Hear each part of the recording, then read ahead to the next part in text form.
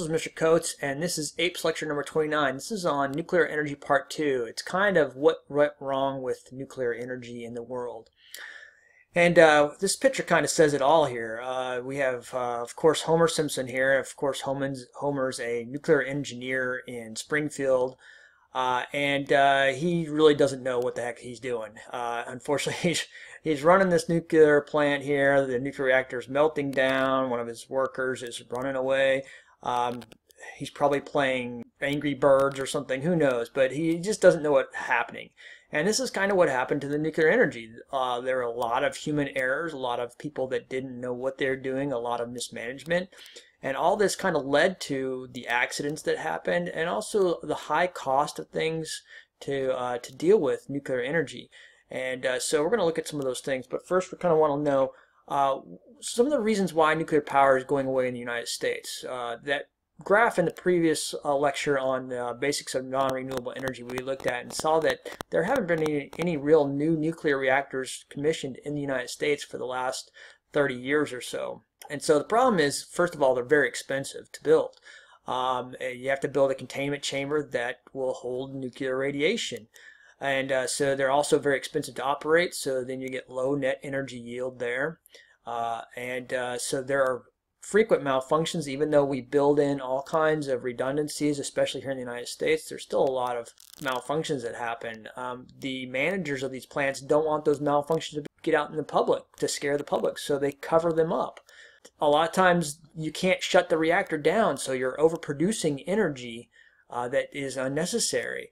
I mentioned poor management, and then the public just doesn't understand how nuclear energy works, and it kind of scares them because they think that it's all about a bomb. Another good example is our local example here. This is the Crystal River nuclear plant. For some reason, the reactor containment chamber was not built correctly, and it ended up getting cracks in it that it shouldn't have. Well, the company hired a contractor to come in and try and fix the cracks, and the contractor actually made it worse. And to the point where now the reactor is no good and they're shutting it down. And this reactor barely even got off the ground. It hardly ever worked right. And so all this money was wasted on something that wasn't work right. And now all the energy consumers in the state of Florida are on the hook for the cost of dealing with this. So it's a huge mess. Other things that happen, as we mentioned, cost was a huge one. Liability, who's responsible if things mess up? Because a lot of people point at the federal government, since the government kind of runs the nuclear energy industry. However, the power companies own the plants. And then there were some accidents, some serious accidents. First one happened at 3 Mile Island, and that's here in Pennsylvania in the United States. The second one happened in Chernobyl in Ukraine, and I mentioned that earlier when I was talking about nuclear sicknesses. And there's a third one that's not on this list. I mentioned at the very beginning about Fukushima, Japan, that happened in 2010. And so with these accidents, people saw that a partial meltdown in these reactors, which have so many redundancies, still can happen and still can possibly endanger the lives of consumers. And so a lot of people are against nuclear energy for these reasons. So what are some things that also cost a lot of money in the nuclear energy industry? First of all, these fuel assemblies. The fuel assemblies are made out of enriched uranium. So first of all, the uranium has to be mined. Okay, but when you mine uranium, it's not as rich as you need in order to be fissible. And so what they have to do is that they have to process this uranium and turn it into the type that's fissible. Remember, we use uranium-235. That's the fissible type of uranium. And so we have to make this uranium-235 because you don't get it out of the ground like that. So then it has to be put in these fuel rod assemblies here. And the problem is that these rod assemblies, after they're being used for a while, they start to lose some of this fissible material. And after a while, they become useless, even though there might still be some U-235 in them. So then these rods can then be reprocessed. So they have to be removed from the reactor. They have to be transported to an enrichment facility where the U-235 is separated from the useless uranium and put into new fuel rods. And this is very expensive and also very dangerous. And so these rods don't last very long, and so they have to be reprocessed all the time. I mentioned 3 Mile Island. This is the first nuclear accident that ever occurred in the world in a commercial nuclear reactor. In 1979, some valves failed to close and there was some human error, and once again the main thing that happened is that some coolant failed to flow into the reactor. And so the reactor got really hot and suffered a partial meltdown. Unfortunately, there was some radioactive materials released to the atmosphere, and nobody really knows how much was released. In their rush to get people out, 50,000 people were evacuated and 50,000 more just fled because of fear. And this was a huge issue because really nobody understood what was going to happen. And the only nuclear incidents we'd ever have were because we dropped nuclear bombs on Japan, and so everybody saw the effects of those and was thinking of the same thing. Once again, the cost came into effect when we cleaned up. We had quite a cleanup. It took a long time to clean up, and cancer rates increased in the area because of the radiation that was released. The reactor that partially melted down is now shut down in 3 Mile Island. However, the other reactor is still working. So this is 3 Mile Island here, and that's in Pennsylvania. That was the first major one.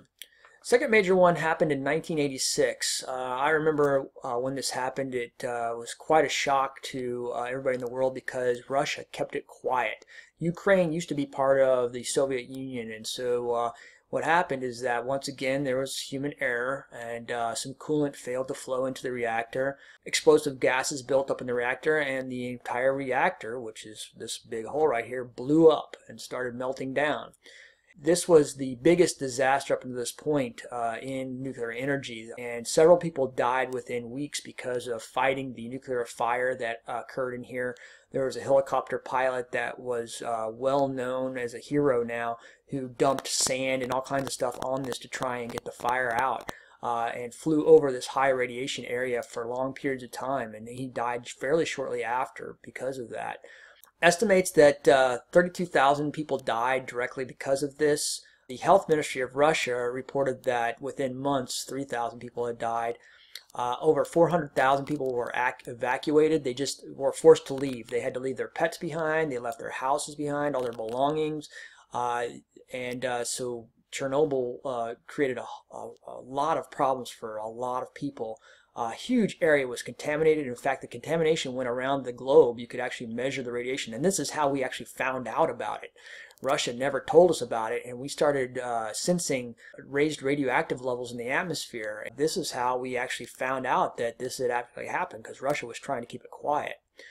The cost of the incident, once again, was up in the billions of dollars. Today, they're still working on this. They're actually in the process of putting a huge dome over the reactor. And in order to shield the rest of the area from radiation, they encase this whole thing in a big cement coffin, but that cement coffin is starting to crack. So now they're going to put this huge removable dome over top of it to try and seal it up and then slowly dismantle the reactor from within inside this dome. This dome is going to be the world's largest moving structure. And then I mentioned the third accident was Fukushima, and I talked about that at the beginning. That was because of the tsunami in 2010, and that's in Japan. And so what's the future of nuclear energy? For one, it's very short. Nuclear plants, when they're built, they have to be decommissioned within 15 to 40 years. And this is because the reactor gets so radioactive after a while that people can't work near it, and it's no longer a viable place to work. So after about 15 to 40 years, the reactor has to be decommissioned. And so then it takes another 15 to 20 years to dismantle the reactor in a safe way, and so it won't hurt anybody. But you spent all these billions of dollars to build it, and it only lasts for 40 years. It's not even a human lifetime. There are still some new designs out there for reactors, and we'll talk about one in a minute here. Breeder reactor is one of those that I'm talking about. The problem with breeder reactors, and I'll talk about what that is in a minute, they're just too costly and to build and operate, and they just don't work that well right now. France has the only breeder reactor that's actually working right now. And then also nuclear fusion was possible, but nuclear fusion, and I'll talk about that in a minute, is also very costly, and we have not been successful in getting any positive energy out. So let's look at plutonium breeding. The most plentiful isotope is U-238, and remember we have to fizz 235, so U-238 is not fissionable, and so therefore it's useless as fuel. So in order to use this as a fuel, you have to enrich it to 235. But so what can we do to use this 238 in a better way? Well, this is called plutonium breeding. So in this, what happens is that atom of U-238 is bombarded by a neutron. And so what happens, this gives us a half-life of 23.5 minutes. And when that happens, it decays and releases a beta particle here. And it goes down to uranium 230, or Neptunium-1239. So this then has another half-life of 2.35 days, and it loses a beta particle and decays down to 239, which is plutonium here. And so this is how we could actually have a reactor that we bombard uranium here, and we actually create a better fissionable fuel with the plutonium in it, and this is called plutonium breeding. And some of the waste uranium we get from the other reactors can be used to do this. But once again, it's very costly. You have to transport this stuff around, and so that's kind of dangerous, and so it's not been the best way to go. All right, what about fusion? Fusion is the same kind of energy that the sun uses. You have two different types of hydrogen isotopes here, so deuterium and tritium. And so this is the normal one here, this is the abnormal one here. And so what you do is that you speed those into each other at a high speed using a lot of energy, and they fuse together. And in that process, they give off a whole bunch of energy, and the resulting thing is helium and an extra neutron. Well, helium is non-reactive. It's an inert gas. It's safe. It's not radioactive. And this neutron's not radioactive either. And so the end results are much better in this reaction. The problem is that it takes a lot of energy to force these two together to form a helium atom. And so we're putting way more energy into getting the reaction started than we're getting out. And nobody's been able to keep the reaction going for very long. And so right now, we've got a negative net energy so far out of this fusion reaction. And there's been all kinds of wild movies out there about how this would work and things like that. And Spider-Man 2 is one of them. The Saint was another one. Well, I hope that helped you realize some of the negatives and some of the problems with nuclear energy. If you have any questions, please feel free to ask them in class.